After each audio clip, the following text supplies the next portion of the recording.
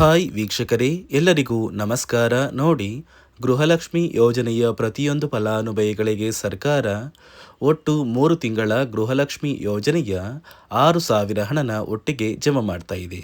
ನಿಮ್ಮ ಬ್ಯಾಂಕ್ ಖಾತೆಗೆ ಹಣ ಬರಬೇಕು ಅಂದರೆ ಆದಷ್ಟು ಬೇಗ ನೀವು ಗೃಹಲಕ್ಷ್ಮಿಗೆ ಕಡ್ಡಾಯವಾಗಿ ಮರು ಅರ್ಜಿನ ಹಾಕಬೇಕು ಮತ್ತು ಸರ್ಕಾರ ಜಾರಿಗೆ ತಂದಿರುವ ಹೊಸ ನಿಯಮಗಳನ್ನ ಪಾಲಿಸಬೇಕು.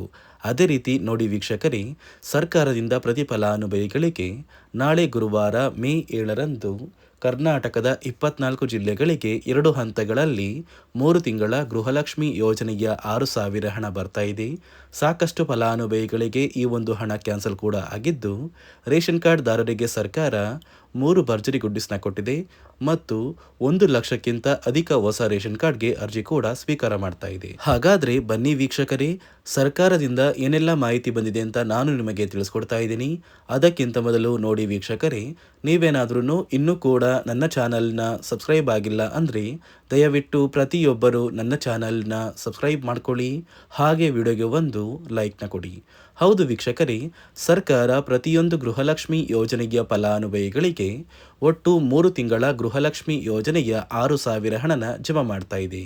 ಏಪ್ರಿಲ್ ತಿಂಗಳ 30ನೇ ಕಂತು, ಮಾರ್ಚ್ ತಿಂಗಳ 29ನೇ ಕಂತು ಹಾಗೂ ಫೆಬ್ರವರಿ ತಿಂಗಳ 28ನೇ ಕಂತು, ಈ 3 ತಿಂಗಳ ಒಟ್ಟು 6,000 ಹಣನ ಪ್ರತಿಯೊಂದು ಫಲಾನುಭವಿಗಳ ಬ್ಯಾಂಕ್ ಖಾತೆಗೆ ಸರ್ಕಾರ ಜಮಾ ಮಾಡ್ತಾ ಇದೆ.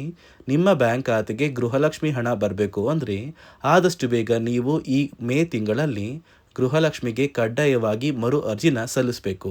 ಅದೇ ರೀತಿ ಸರ್ಕಾರ ಜಾರಿಗೆ ತಂದಿರುವ ಕೆಲವು ಹೊಸ ನಿಯಮಗಳನ್ನ ಕೂಡ ಪಾಲಿಸಬೇಕು. ಯಾವ ಕಾರಣಕ್ಕೆ ಸರ್ಕಾರ ಈ ರೀತಿಯ ಹೊಸ ಬದಲಾವಣೆಗಳನ್ನ ಜಾರಿಗೆ ತಂದಿದೆ ಅಂತ ಕೂಡ ತಿಳಿಸ್ಕೊಡ್ತಾ ಇದ್ದೀನಿ. ಅದಕ್ಕಿಂತ ಮೊದಲು ನೋಡಿ ವೀಕ್ಷಕರೇ, ನಾಳೆ ಗುರುವಾರ ಮೇ 7ರಂದು ಕರ್ನಾಟಕದ ಯಾವ ಒಟ್ಟು 24 ಜಿಲ್ಲೆಗಳಿಗೆ 2 ಹಂತಗಳಲ್ಲಿ 3 ತಿಂಗಳ 6,000 ಹಣ ಜಮಾ ಆಗ್ತಾ ಇದೆ ಅಂದರೆ ನೋಡಿ ವೀಕ್ಷಕರೇ, ಮೊದಲ ಹಂತದಲ್ಲಿ ಬಾಗಲಕೋಟೆ, ಬೆಂಗಳೂರು ನಗರ, ಬೆಂಗಳೂರು ಗ್ರಾಮಾಂತರ, ಬೆಳಗಾವಿ, ಬಳ್ಳಾರಿ, ಬೀದರ್, ವಿಜಯನಗರ, ಚಾಮರಾಜನಗರ, ಚಿಕ್ಕಮಗಳೂರು, ಚಿತ್ರದುರ್ಗ, ದಕ್ಷಿಣ ಕನ್ನಡ, ದಾವಣಗೆರೆ, ಧಾರವಾಡ, ಗದಗ ಈ ಜಿಲ್ಲೆಗಳಿಗೆ ಮೊದಲ ಹಂತದಲ್ಲಿ ಹಣ ಜಮಾ ಆಗ್ತಾ ಇದೆ. ಎರಡನೆಯ ಹಂತದಲ್ಲಿ ಕಲಬುರಗಿ, ಹಾಸನ, ಹಾವೇರಿ, ಕೊಡಗು, ಕೋಲಾರ, ಕೊಪ್ಪಳ, ಮಂಡ್ಯ, ಮೈಸೂರು, ರಾಯಚೂರು, ರಾಮನಗರ, ಶಿವಮೊಗ್ಗ, ತುಮಕೂರು, ಉಡುಪಿ, ಉತ್ತರ ಕನ್ನಡ ಮತ್ತು ಯಾದಗಿರಿ ಈ ಜಿಲ್ಲೆಗಳ ಪ್ರತಿ ಫಲಾನುಭವಿಗಳಿಗೆ ಎರಡನೆಯ ಹಂತದಲ್ಲಿ ಸರ್ಕಾರ 3 ತಿಂಗಳ 6,000 ಹಣನ ಜಮಾ ಮಾಡ್ತಾ ಇದ್ದು, ಒಟ್ಟು ಪ್ರತಿ ಫಲಾನುಭವಿಗಳಿಗೆ 3 ತಿಂಗಳ ಹಣ ಬಂದೇ ಬರುತ್ತೆ. ನಿಮ್ಮ ಬ್ಯಾಂಕ್ ಖಾತೆಗೆ ಮೇ 15ರೊಳಗೆ ಪ್ರತಿಯೊಬ್ಬರು ಗೃಹಲಕ್ಷ್ಮಿ ಹಣನ ಪಡ್ಕೋತೀರಾ. ಆದರೆ ನೀವು ಹಣ ಪಡಿಬೇಕು ಅಂದರೆ ಈ ಕೂಡಲೇ ನೀವು ಗೃಹಲಕ್ಷ್ಮಿಗೆ ಮರು ಅರ್ಜಿನ ಹಾಕಬೇಕು ಅಂತ ಸರ್ಕಾರ ಆದೇಶ ಕೊಟ್ಟಿದೆ.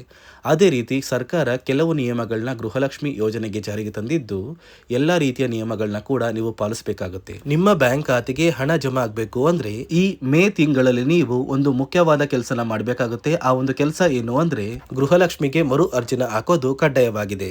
ನೀವು ಮರು ಅರ್ಜಿ ಹಾಕಿದ್ರೆ ಮಾತ್ರ ನಿಮ್ಮ ಬ್ಯಾಂಕ್ ಖಾತೆಗೆ ಗೃಹಲಕ್ಷ್ಮಿ ಹಣ ಬರೋದು. ಹಾಗಾದ್ರೆ ಹೇಗೆ ಈ ಮರು ಅರ್ಜಿನ ಹಾಕಬೇಕು ಅಂತ ನೀವು ಕೇಳ್ಬೋದು, ಮತ್ತು ಯಾವ ಕಾರಣಕ್ಕೆ ಅಂತ ನೋಡಿ ವೀಕ್ಷಕರೇ, ಸುಮಾರು 2,00,000ಕ್ಕಿಂತ ಅಧಿಕ ಮಹಿಳೆಯರು ಗೃಹಲಕ್ಷ್ಮಿ ಯೋಜನೆಯಲ್ಲಿ ಇಲ್ಲಿಯವರೆಗೂ ಮರಣ ಹೊಂದಿದ್ದಾರೆ. ಸೊ ಮರಣ ಹೊಂದಿರುವ ಫಲಾನುಭವಿಗಳ ಒಂದು ಹೆಸರನ್ನ ಗೃಹಲಕ್ಷ್ಮಿ ಯೋಜನೆಯಿಂದ ಸರ್ಕಾರ ಕ್ಯಾನ್ಸಲ್ ಮಾಡಬೇಕು. ಯಾಕಂದ್ರೆ ಆ ಫಲಾನುಭವಿಗಳ ಬ್ಯಾಂಕ್ ಖಾತೆಗೆ ಇನ್ನೂ ಕೂಡ ಹಣ ಜಮಾ ಆಗ್ತಾ ಇದೆ. ಇದೇ ಕಾರಣಕ್ಕೆ ಈ ಮೇ ತಿಂಗಳಲ್ಲಿ ಸರ್ಕಾರದಿಂದ ಕೆಲವು ಅಧಿಕಾರಿಗಳನ್ನ ನೇಮಕ ಮಾಡಿ ನಿಮ್ಮ ಮನೆಗೆ ಬಂದು ಪ್ರತಿಯೊಂದು ಫಲಾನುಭವಿಗಳ ಒಂದು ದಾಖಲಾತಿಗಳನ್ನ ಚೆಕ್ ಮಾಡ್ತಾರೆ.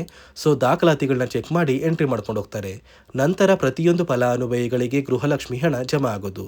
ಅದೇ ರೀತಿ ಇನ್ನು ಮುಂದೆ ವರ್ಷದ ಕೊನೆಯಲ್ಲಿ ನೀವು ಗೃಹಲಕ್ಷ್ಮಿ ಯೋಜನೆಗೆ ನೀವು ಹೊಂದಿರುವ ಲೈಫ್ ಸರ್ಟಿಫಿಕೇಟ್ನ ಕೊಟ್ಟು ಮರು ಅರ್ಜಿ ಹಾಕಿದರೆ ಮಾತ್ರ ನಿಮ್ಮ ಬ್ಯಾಂಕ್ ಖಾತೆಗೆ ಮುಂದಿನ ತಿಂಗಳಿಂದ ಗೃಹಲಕ್ಷ್ಮಿ ಹಣ ಬರೋದು ಅಂತ ಸರ್ಕಾರ ಆದೇಶ ಕೊಟ್ಟಿದೆ. ಈಗಾಗಲೇ ಫಲಾನುಭವಿಗಳ ಬ್ಯಾಂಕ್ ಖಾತೆಗೆ ಒಟ್ಟು 3 ತಿಂಗಳ ಗೃಹಲಕ್ಷ್ಮಿ ಹಣನ ಸರ್ಕಾರ ಜಮಾ ಮಾಡ್ತಾ ಇದೆ. ನಿಮ್ಮ ಬ್ಯಾಂಕ್ ಖಾತೆಗೂ ಕೂಡ ಸರ್ಕಾರ ಈ ಮೇ ತಿಂಗಳ 10ನೇ ತಾರೀಕಷ್ಟರಲ್ಲಿ ಪ್ರತಿಯೊಂದು ಫಲಾನುಭವಿಗಳಿಗೆ ಸೇರಬೇಕಾಗಿರುವ 3 ತಿಂಗಳ ಗೃಹಲಕ್ಷ್ಮಿ ಹಣ ಜಮಾ ಆಗುತ್ತೆ. ಮತ್ತು ಸರ್ಕಾರದಿಂದ ಜಾರಿಗೆ ತಂದಿರುವ ಹೊಸ ನಿಯಮಗಳನ್ನ ನೀವು ಪಾಲಿಸಿದರೆ ಮಾತ್ರ ನಿಮ್ಮ ಬ್ಯಾಂಕ್ ಖಾತೆಗೆ ಮುಂದಿನ ದಿನಗಳಲ್ಲಿ ಗೃಹಲಕ್ಷ್ಮಿ ಹಣ ಬರೋದು ಅಂತ ಸರ್ಕಾರ ಆದೇಶ ಕೊಟ್ಟಿದೆ. ರೇಷನ್ ಕಾರ್ಡ್ ಹೊಂದಿರುವ ಪ್ರತಿಯೊಂದು ಕಾರ್ಡ್ದಾರರಿಗೂ ಕೂಡ ಸರ್ಕಾರ 3 ಮುಖ್ಯವಾದ ಭರ್ಜರಿ ಗುಡ್ಡಿಸ್ನ ಕೊಟ್ಟಿದ್ದು, ಮೊದಲ ಒಂದು ಗುಡ್ ನ್ಯೂಸ್ ಬಂದು ಸರ್ಕಾರ ಹೊಸ ರೇಷನ್ ಕಾರ್ಡ್ಗೆ ಅರ್ಜಿನ ಸ್ವೀಕಾರ ಮಾಡ್ತಾ ಇದೆ. ನೀವು ಕೂಡ ಹೊಸ ರೇಷನ್ ಕಾರ್ಡ್ನ ಪಡಿಬೇಕು ಅಂದರೆ ಆದಷ್ಟು ಬೇಗ ಅರ್ಜಿನ ಹಾಕಿ. ಅದೇ ರೀತಿ ಎರಡನೆಯ ಒಂದು ಗುಡ್ ನ್ಯೂಸ್ ಬಂದು ನೋಡಿ ವೀಕ್ಷಕರೇ, ನಿಮ್ಮ ಒಂದು ರೇಷನ್ ಕಾರ್ಡ್ಗೆ ಸರ್ಕಾರ ಈ ಏಪ್ರಿಲ್ ತಿಂಗಳಲ್ಲಿ ಫೆಬ್ರವರಿ ಮತ್ತು ಮಾರ್ಚ್ ತಿಂಗಳ ಒಟ್ಟು 2 ತಿಂಗಳ ಇಂದಿರ ಕಿಟ್ನ ವಿತರಣೆ ಮಾಡ್ತಾ ಇದೆ. 5 ರೀತಿಯ ಆಹಾರ ಪದಾರ್ಥಗಳು ಇರುವಂತಹ 10 ಆಹಾರ ಪದಾರ್ಥಗಳನ್ನ ಸರ್ಕಾರ ಈ ಏಪ್ರಿಲ್ ತಿಂಗಳಲ್ಲಿ ಪ್ರತಿಯೊಂದು ರೇಷನ್ ಕಾರ್ಡ್ದಾರರಿಗೆ ಕೊಡ್ತಾ ಇದ್ದು, ಪ್ರತಿಯೊಬ್ಬರಿಗೂ ಆದಷ್ಟು ಬೇಗ ಈ ಒಂದು ಸೌಲಭ್ಯ ಸಿಗ್ತಾ ಇದೆ. ಅದೇ ರೀತಿ ಮೂರನೆಯ ಒಂದು ಗುಡ್ ನ್ಯೂಸ್ ಬಂದು ಇನ್ನು ಮುಂದೆ ನೀವು ಉಚಿತ ಅಕ್ಕಿ ಪಡಿಬೇಕು ಅಂದರೆ ಆ ಒಂದು ಬಯೋಮೆಟ್ರಿಕ್ ಮಷಿನ್ ಮೇಲೆ ಬೆರಳಿಡುವಂತಹ ಅವಶ್ಯಕತೆ ಇಲ್ಲ. ಯಾಕಂದರೆ ಇದೀಗ ಸರ್ಕಾರ ನಿಮ್ಮ ಒಂದು ಬೆರಳು ಆ ಒಂದು ಮಷಿನಲ್ಲಿ ಎಂಟ್ರಿ ಆಗಿಲ್ಲ ಅಂದರೂ ಕೂಡ ಆ ಒಂದು ಅಧಿಕಾರಿಗಳು ಪುಸ್ತಕದಲ್ಲಿ ನಿಮ್ಮ ಒಂದು ಹೆಸರನ್ನ ಬರ್ಕೊಂಡು ನಿಮ್ಮ ಕಾರ್ಡಿಗೆ ಅಕ್ಕಿನ ಕೊಡಬೇಕು ಅಂತ ಸರ್ಕಾರ ಆದೇಶ ಕೊಟ್ಟಿದ್ದು, ಈ 3 ಗುಡ್ ನ್ಯೂಸ್ನ ಪ್ರತಿಯೊಂದು ಫಲಾನುಭವಿಗಳಿಗೆ ಸರ್ಕಾರ ಕೊಡ್ತಾ ಇದೆ. ಇದರ ಜೊತೆಗೆ ನಿಮ್ಮ ಬ್ಯಾಂಕ್ ಖಾತೆಗೆ ಗೃಹಲಕ್ಷ್ಮಿ ಯೋಜನೆಯ ಹಣ ಇನ್ನು ಮುಂದೆ ಬರಬೇಕು ಅಂದರೆ 5 ರೀತಿಯ ಹೊಸ ನಿಯಮಗಳನ್ನ ನೀವು ಪಾಲಿಸಬೇಕು ಅಂತ ಸರ್ಕಾರ ಆದೇಶ ಕೊಟ್ಟಿದೆ. ಅದೇ ರೀತಿ ನೋಡಿ ಸ್ನೇಹಿತರೆ, ಈ ಬಾರಿ ಸುಮಾರು 1 ಲಕ್ಷಕ್ಕಿಂತ ಅಧಿಕ ಫಲಾನುಭವಿಗಳ ಬ್ಯಾಂಕ್ ಖಾತೆಗೆ ಸರ್ಕಾರ ಗೃಹಲಕ್ಷ್ಮಿ ಯೋಜನೆಯ ಹಣನ ಜಮಾ ಮಾಡ್ತಾ ಇಲ್ಲ. ಕಾರಣ ಏನು ಅಂದರೆ, ನಿಮ್ಮ ಬ್ಯಾಂಕ್ ಖಾತೆಗೆ ಡೆಬಿಟ್ ಮೂಲಕ ಹಣ ಜಮಾ ಮಾಡುವಂತಹ ಸಂದರ್ಭದಲ್ಲಿ ಸರ್ಕಾರ ಸಾಕಷ್ಟು ಫಲಾನುಭವಿಗಳ ಒಂದು ಬ್ಯಾಂಕ್ ಖಾತೆಗೆ ಹಣ ಜಮಾ ಮಾಡೋದನ್ನು ಕ್ಯಾನ್ಸಲ್ ಮಾಡಿದೆ. ಯಾಕಂದರೆ ಇತ್ತೀಚೆಗೆ ಹಣಕಾಸು ಇಲಾಖೆ ಜಾರಿಗೆ ತಂದಿರುವ 5 ನಿಯಮಗಳ ಆಧಾರದ ಮೇಲೆ ಪ್ರತಿಯೊಂದು ಫಲಾನುಭವಿಗಳಿಗೆ ಸರ್ಕಾರ ಈ ಒಂದು ಹಣನ ಜಮಾ ಮಾಡ್ತಾ ಇದ್ದು, ಯಾರೆಲ್ಲ ಫಲಾನುಭವಿಗಳು ಈ ನಿಯಮಗಳನ್ನ ಪಾಲಿಸಿಲ್ಲ ನಿಮ್ಮ ಬ್ಯಾಂಕ್ ಖಾತೆಗೂ ಕೂಡ ಹಣ ಜಮಾ ಆಗೋದಿಲ್ಲ. ಹಾಗಾದರೆ ಬನ್ನಿ ಸ್ನೇಹಿತರೆ, ಸರ್ಕಾರ ಜಾರಿಗೆ ತಂದಿರುವ ಆ 5 ಹೊಸ ನಿಯಮಗಳು ಏನು ಅಂತ ನಾನು ನಿಮಗೆ ತಿಳಿಸ್ಕೊಡ್ತಾ ಇದ್ದೀನಿ.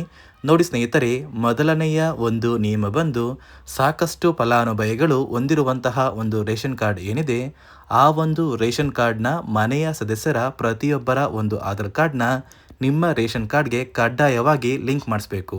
ಅಂದರೆ ಈ ಒಂದು ಲಿಂಕ್ ಮಾಡಿಸುವಂತಹ ಒಂದು ಪ್ರೊಸೀಜರ್ಗೆ ಸರ್ಕಾರ KYC ಅಂತ ಕರೀತಾರೆ. ನಿಮ್ಮ ರೇಷನ್ ಕಾರ್ಡ್ಗೆ ಇನ್ನೂ ಸಹ KYC ಆಗಿಲ್ಲ ಅಂದರೆ ನಿಮ್ಮ ಬ್ಯಾಂಕ್ ಖಾತೆಗೆ ಸರ್ಕಾರ ಮುಂದಿನ ದಿನಗಳಲ್ಲಿ ಗೃಹಲಕ್ಷ್ಮಿ ಯೋಜನೆಯ ಹಣನ ಕ್ಯಾನ್ಸಲ್ ಮಾಡುತ್ತೆ. ಅದೇ ರೀತಿ ಎರಡನೆಯ ಒಂದು ನಿಯಮ ಬಂದು ಸಾಕಷ್ಟು ಫಲಾನುಭವಿಗಳು ಕಳೆದ 3 ತಿಂಗಳಿಂದ ಸರ್ಕಾರದಿಂದ ಬರ್ತಾ ಇರುವಂತಹ ಒಂದು ರೇಷನ್ ಏನಿದೆ, ಅಂದರೆ ಉಚಿತ ಅಕ್ಕಿ ಏನಿದೆ, ಈ ಒಂದು ರೇಷನ್ನ ಪಡ್ಕೋತಾ ಇಲ್ಲ.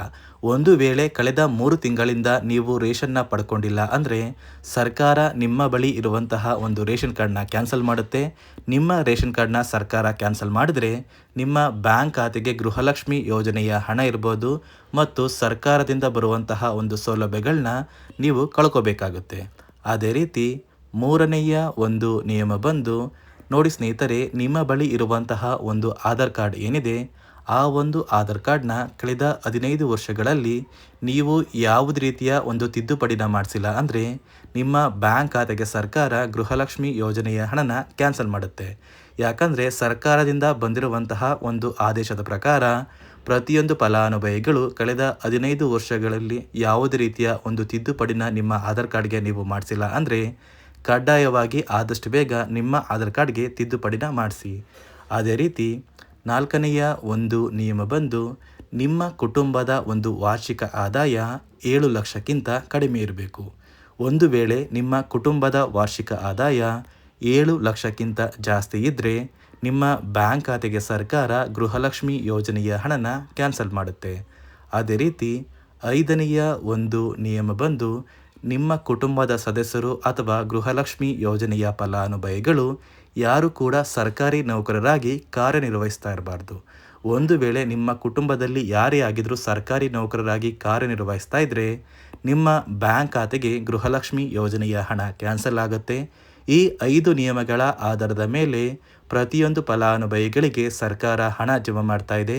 ಒಂದು ವೇಳೆ ನೀವು ಈ 5 ನಿಯಮಗಳನ್ನ ಪಾಲಿಸಿಲ್ಲ ಅಂದರೆ ನೀವು ಕೂಡ ಗೃಹಲಕ್ಷ್ಮಿ ಯೋಜನೆಯ ಹಣದಿಂದ ವಂಚಿತರಾಗಬೇಕಾಗುತ್ತೆ. ನೋಡಿ ವೀಕ್ಷಕರೇ, ಸರ್ಕಾರದಿಂದ ಪ್ರತಿಯೊಂದು ಫಲಾನುಭವಿಗಳಿಗೆ ಒಟ್ಟು 3 ತಿಂಗಳ ಗೃಹಲಕ್ಷ್ಮಿ ಯೋಜನೆಯ 6,000 ಹಣನ ನಾಳೆ ಗುರುವಾರ ಮೇ 7ರಂದು ಕರ್ನಾಟಕದ 24 ಜಿಲ್ಲೆಗಳಿಗೆ ಜಮಾ ಮಾಡ್ತಾ ಇದೆ.